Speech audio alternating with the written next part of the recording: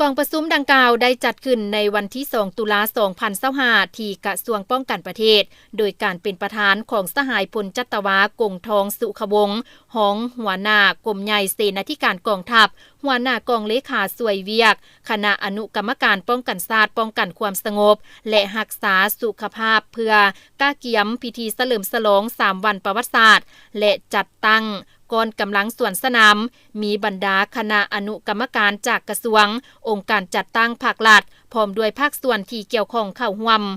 กองประชุมได้ผ่านข้อตกลงว่าด้วยการแต่งตั้งกองเลขาสวยเวียกคณะอนุกรรมการป้องกันชาติป้องกันความสงบและรักษาสุขภาพเพื่อกะเกียมพิธีเฉลิมฉลอง3วันประวัติศาสตร์และจัดตั้งก้อนกำลังเดินสวนสนาม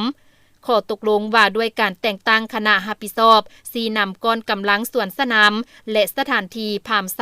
พร้อมกันนั้นยังได้ผ่านแผนการเคลื่อนไหวหัดแอบสวนสนามแสดงกำลังเฉลิมฉลองวันสถาปนาสาธารณรัฐประชาธิปไตยประชาชนลาวครบรอบ50ปีเพื่อเป็นบอนอิงให้แก่การดำเนินเวียกงานด้านต่างๆการประสานสมทบด้านเนื้อในและกำหนดเวลาเพื่ออำนวยความสะดวกให้แก่คณะรับผิดชอบแต่ละด้านเคลื่อนไหวหัดแอบแต่ละระยะมีคุณภาพสูงสร้างได้ขบวนการและบรรยากาศฝุดฟื้น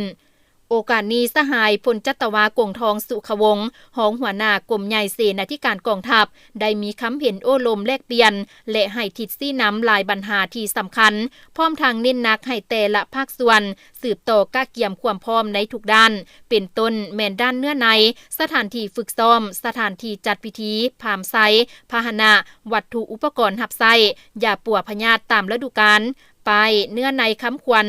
ก่อนกำลังเข้าร่วมสวนสนามและเวียกงานรับประกันอื่นๆเอาใจใส่โฆษณาเกี่ยวกับขบวนการด้านต่างๆให้ทั่วปวงชนลาวทั้งชาติมีส่วนร่วมในการเฉลิมฉลองวันสถาปนาสาธารณรัฐประชาธิปไตยประชาชนลาวครบรอบ50ปีพร้อมกันเป็นเจ้าการประกอบส่วนเข้าในการเฮ็ดเวียกงานป้องกันชาติป้องกันความสงบเป็นหูเป็นตาช่วยเจ้าหน้าที่เพื่อตอบต้านกลุ่มคนบ่หวังดีที่อาจก่อความวุ่นวายต่อพิธีเฉลิมฉลองวันสถาปนาสาธารณรัฐประชาธิปไตยประชาชนลาวครบรอบ50ปีให้ทันการและมีความสงบปลอดภัยห้อยส่วนห้อย